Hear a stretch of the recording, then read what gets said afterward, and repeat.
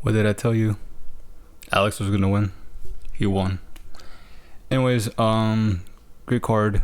Ended in spectacular fashion. Main event pulled. It was amazing. The main event was so amazing.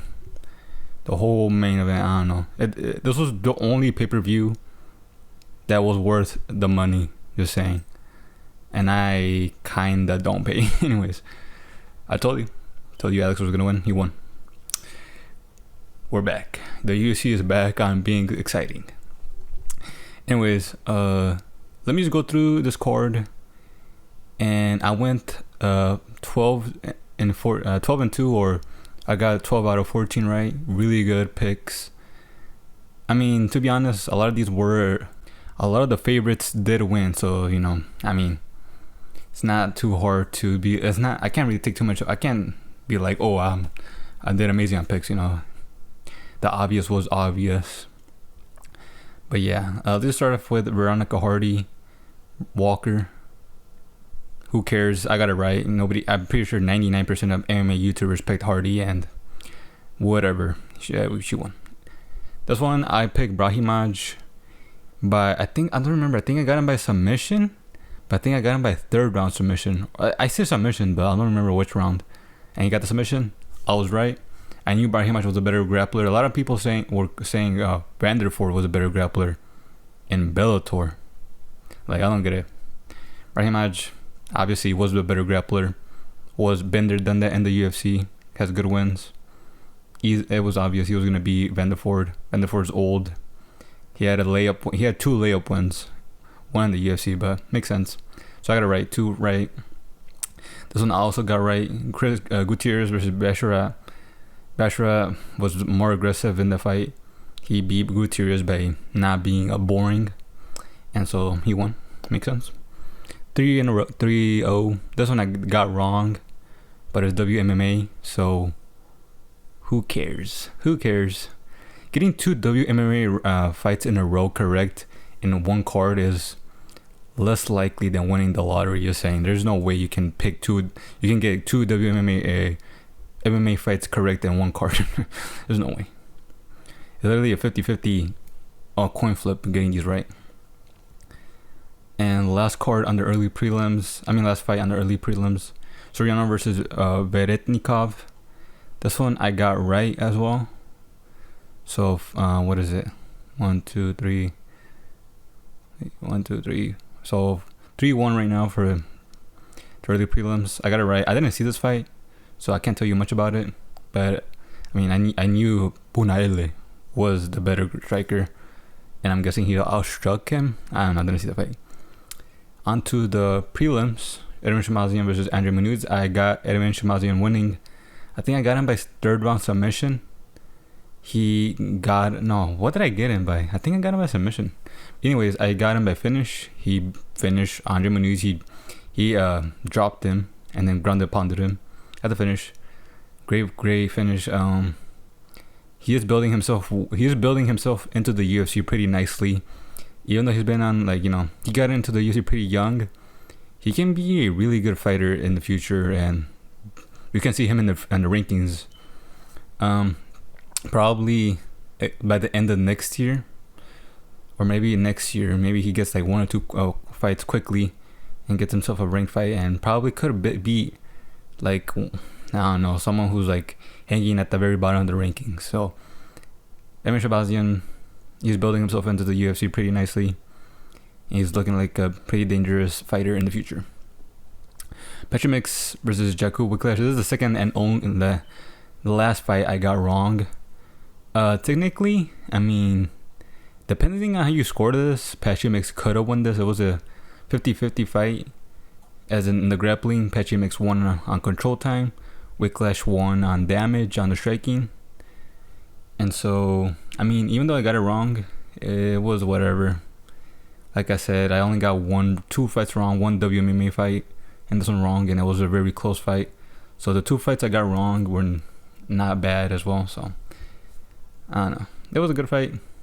He's 0-2 now in the UFC, especially against a debutant. So yikes. Petromix is, I don't know, it's kind of sad. He's gonna get another fight. I don't know. Jakub Whitclash, I don't rate him as like that good as well. So it's not like, oh, this guy's a world beater. He lost to two elite fighters. He lost to Mario and Whitclash, who could be definitely goats in their division in the future. No, he just lost to decent opponents. Mario's pretty good, but whatever. I don't know what to say. Got it wrong. Daniel Santos versus Usain Yu. I got this one right as well. A lot of MMA YouTubers were picking Usain Yu by whatever metric. I don't understand. Usually when I do these videos, I do my research, I make my predictions, and then I watch YouTube videos of other YouTubers after to see see what they have. And a lot of the times I don't understand where they're coming from, but whatever. Usain Yu, there's not much to say about him. I saw one YouTuber talk about he was looking amazing in the regional scene. Bro, that's the regional scene. Like, everybody in the regional scene, there's like a 1 in 100 chance you fight an actual good fighter in the regional scene. That fighter goes on to become a good fighter himself in the UFC. Like, everybody you fight in the regional scene is pretty much like in the boxing, where it's like they're paid to lose for you, or they're paid to be, sandbagging. Not sandbagging, more like not really trying to win. Like journeymen, basically. Journeymen, they're older fighters with experience, but they're not that good. And so they're just there for you to win if you're decent and you have a future in MMA. But anyways, Daniel Santos KO'd Yu. That was actually pretty satisfying. Yu was being annoying. He was taunting. And bro, why are you taunting? You're not Conor McGregor. You're not. It was satisfying to see Yu get finished. And yeah, it was pretty obvious that Santos was going to win. I don't know why people even choose Yu. But good win. Next, Ateba Gutierrez versus Tristan Vines. I picked Ateba to be, what's his name? I forgot who. I really forget. Like I said, I don't really care about these fights very early on. I think it was Ozzy Diaz, now that I remember. Tristan Vines is probably the same level as Ozzy Diaz, probably. So it doesn't even matter. My pick was still my pick. Ateba was going to blow Ozzy Diaz out of the water. He was going to blow this dude out of the water. So even though I made this pick before Tristan stepped in, I still would have had Ateba, and he finished him. Tristan went for a double leg, didn't get it, held him up against the cage. Ateba,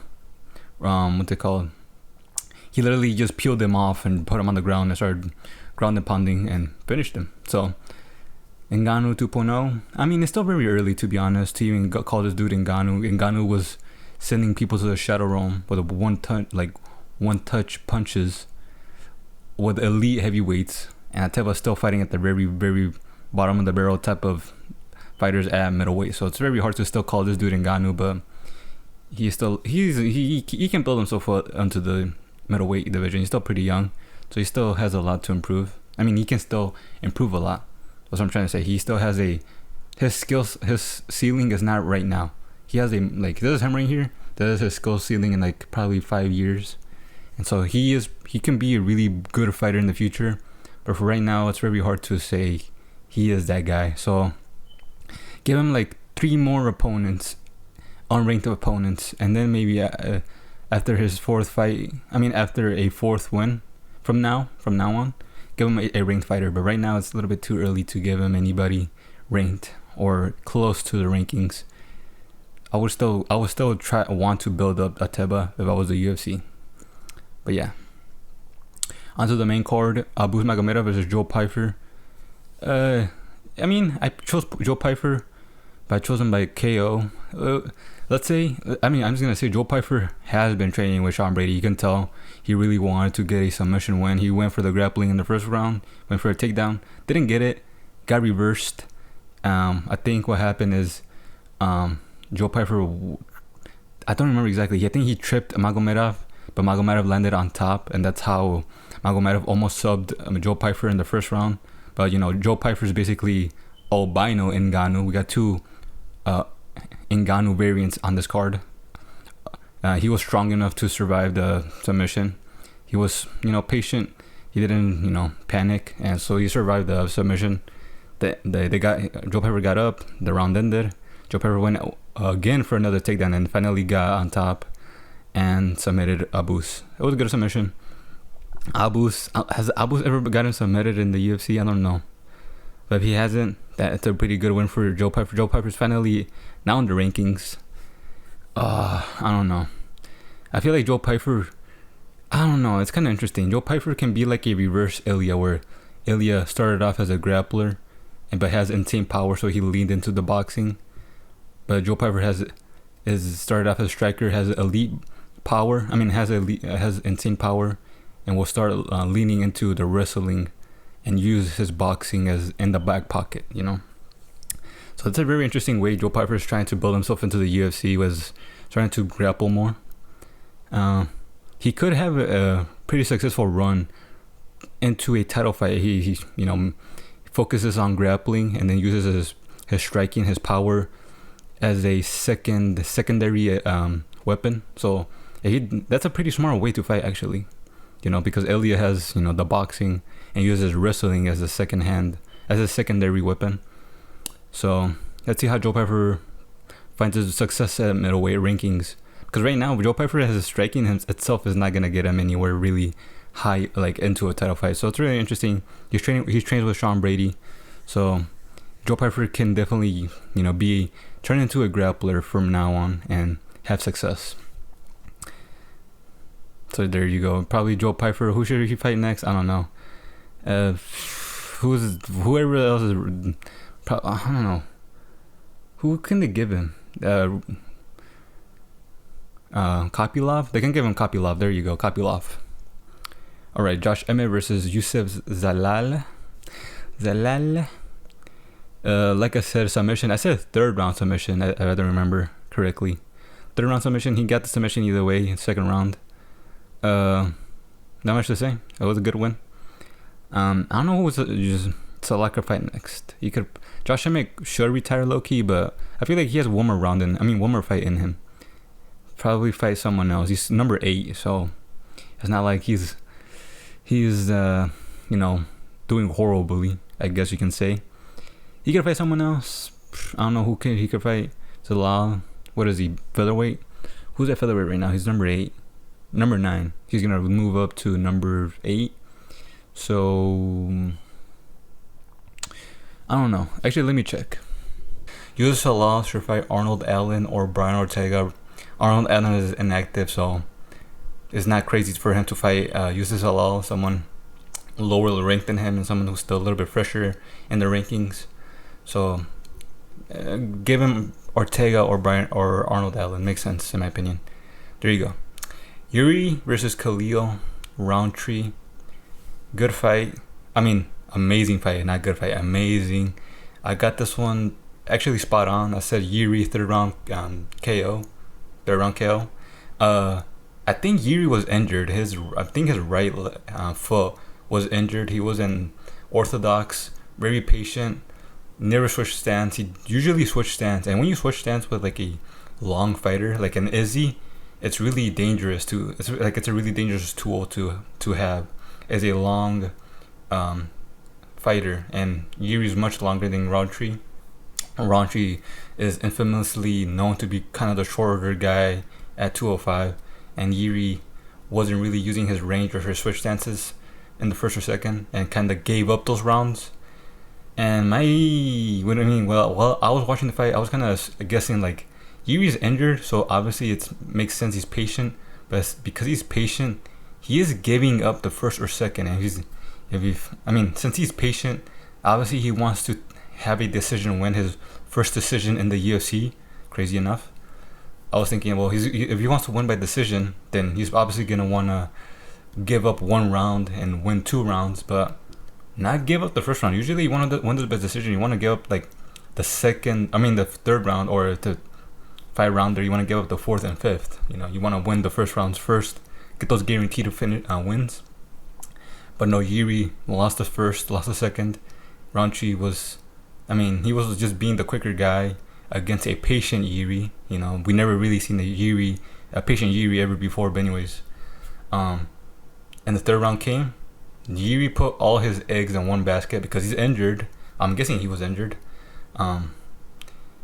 He put all his eggs in one basket. Pedal to the metal, or is it metal to the pedal? Anyways, he went full on third round. Started to wear down Raunchy pretty badly quickly on in the first round. It was like halfway through the round, and Raunchy took so much damage halfway through the round. So there was so much time left for Jiri to get the finish, and he got the finish. He dropped Raunchy. Raunchy dropped like a tree, like a dead tree, just boom, crazy finish. That was a huge comeback by Jiri. You know, Jiri is a finish or get finished fighter, and he finished Khalil. He refused to get a decision win. Anyways, great finish. Oh my goodness. Khalil, who he could fight? He could probably fight like I don't know. There's so many guys that are light heavyweight right now. Let me check. You can give him Khalil's right here. They can give him Jan. Jan versus Khalil is actually a pretty good fight.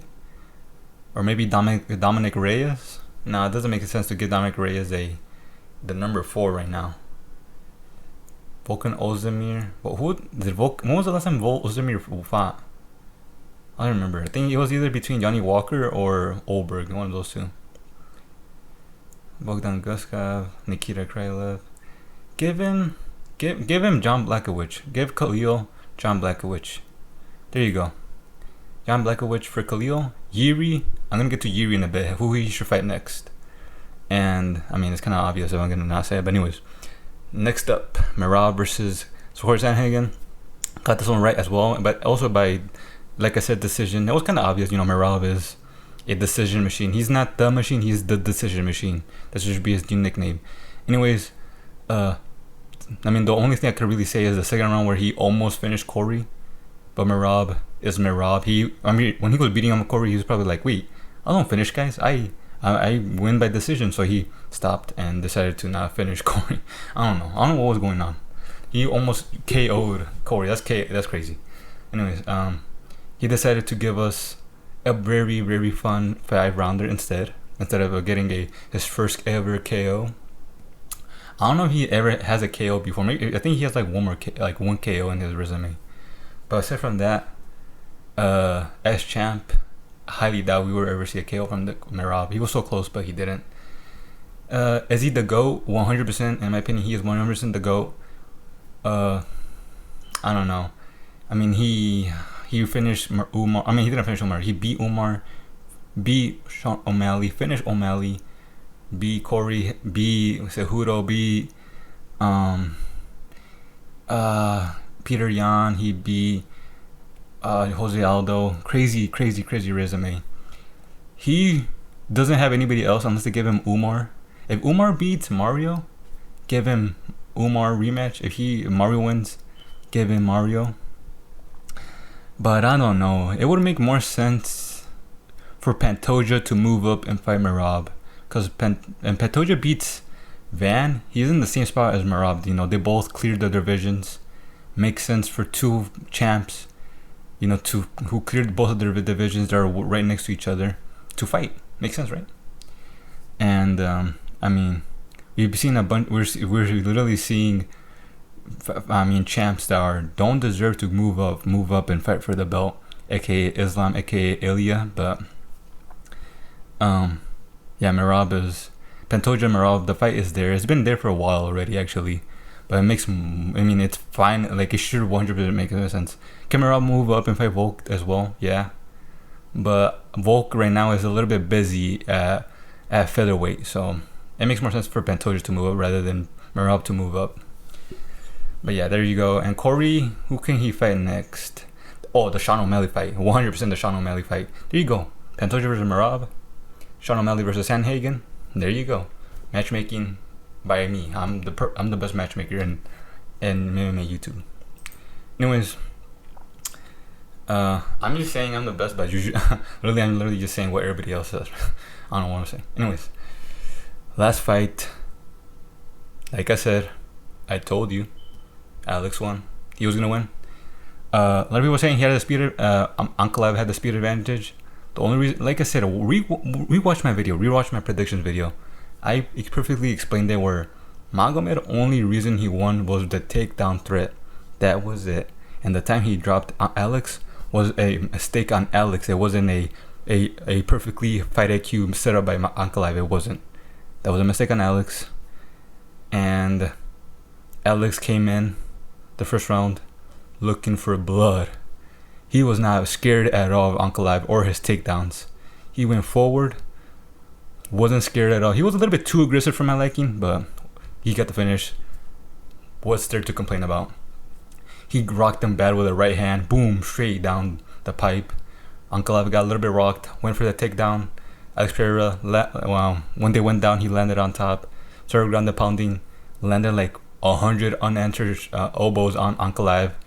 And who was ref? It was So Herb Dean was the ref, so we got the signature 100 unanswered elbows to the head. So it was not an early stoppage. I see a lot of people, specifically from a certain type of religion, saying early stoppage. It wasn't. It was a good stoppage. It was a little bit, actually kind of late. But anyways, Alex is back. He is back as champ. We have Volk, Alex as champ in 2025. Amazing. Anyways, like I said, who should Jiri fight next? It's Ankalaev, because we do not. I mean, low-key, it is exciting seeing Alex Pereira and Jiri fight for the third time. But let's get a fresh matchup. Alex Pereira should stay at light heavyweight for right now. Even though he's 38, I think he still has some time to still wait out the heavyweight fight, the heavyweight title fight against Tom Aspinall. That should wait. In my opinion, Alex Pereira should defend one more time against Olberg, and defend it against Olberg because Olberg has a storyline with Alex Pereira with being Izzy's sparring partner at CKB, and that's it. That's the only reason I would like to see that fight. in my opinion, I really don't care too much about Olberg, but there's nobody else for Alex Pereira. He already fought Roundtree, he already fought Olberg, he already fought Jan, he already fought Magomed Ankalaev, finished Ankalaev in one round. So is there too much for a reason to want to see the rematch? A trilogy against Ankalaev and Alex Pereira? No, because the first fight was a close decision. This was a finish, a done deal. Who is better is Alex Pereira. And yeah, I don't think anybody wants to see the trilogy. But yeah, I would like to see Magomed Ankalaev fight Jiri for a number one title contender fight. And I got Jiri in that. I'm not gonna lie, I got Jiri being Ankalaev. Anyways, it's crazy to see Ankalaev go on a huge winning streak and just get straight up destroyed like that by Alex Pereira. Anyways, Alex Pereira should defend against Olberg, and then after beating Olberg, which I do think he beats Olberg, he should take some time off and build himself into the heavyweight division. Because this is the thing: if he's gonna fight Aspinall right now, like if he fights Aspinall like after this, takes he fights like, let's say 2026 in like around April, around there, or maybe June, July. I don't know. I don't trust Alex Pereira right now fighting Aspinall, because Aspinall is a physical genetic freak. That dude is huge, like huge. Alex Pereira in skill beats Aspinall, and it would not be too crazy to say Alex Pereira is close in Aspinall's like grappling skill, because I don't know, like I don't know. Is Aspinall, like, let's say Aspinall is he's been doing BJJ his whole life. He's started off doing BJJ, but it's kind of different in the octagon. So I don't know. It's just for the takedowns, 100% Aspinall, with his size, his speed, and his skill, he 100% can take down Alex Pereira, and he isn't scared to take down Alex Pereira. So in my opinion, Alex Pereira should just wait out the heavyweight aspirations for right now, defend against Olberg, and then start building himself into the heavyweight physically, because he is 240, but he isn't a 265 Aspinall. He isn't. He beats Aspinall in skill on the striking, obviously. On the feet, Aspinall wins. He could. It's not too crazy to think that Alex Pereira could hurt Aspinall, because Aspinall, he has that chin up in the air all the time, and no heavyweight right now is gonna be able to take advantage against that. Only someone like a light heavyweight like Alex Pereira. So there's that. I was right. Like I said, I was right. I picked Alex Pereira. It was so obvious. I mean, it wasn't too obvious. I got him by decision, close fight decision, because I was a little bit hesitant that Ankalaev could have won, but I had a feeling Alex Pereira, stylistically, if he made the right decisions, he could win. I was not expecting a crazy finish like this, but yeah, Alex Pereira should fight Oberg. Wait out the Aspinall fight. Aspinall should defend his title a couple of times, and if Aspinall defends his title a couple of times, and then he fights Aspinall, that's way more exciting than Alex Pereira moving up and fighting Tom Aspinall with one title defense against Gone. And then if we have another JDM versus Islam situation where JDM is a fresh champ, there's still no appeal to JDM right now, and he's fighting like a guy moving up a weight division, fighting for the belt. So it's not too exciting when it comes to like story lineage, JDM versus Islam. But yeah, like I said, Aspinall should cement himself as the best heavyweight right now, and then Pereira moving up, and it's a way more bigger fight instead of they do it right now. So, like I said, Pereira should fight over. So there you go. That's my video for right now. My recap. It's very late at night. I hate having to redo this part because I literally stopped recording by accident. Anyways, hope you guys like the video. Like and subscribe, please. And goodbye. Hope you guys have a good day. I'm pretty sure you guys are gonna have a good day just by seeing Alex Pereira win again. But anyways, having Alex Pereira and Jiri win in the same night. But anyways, you guys have a good day and goodbye.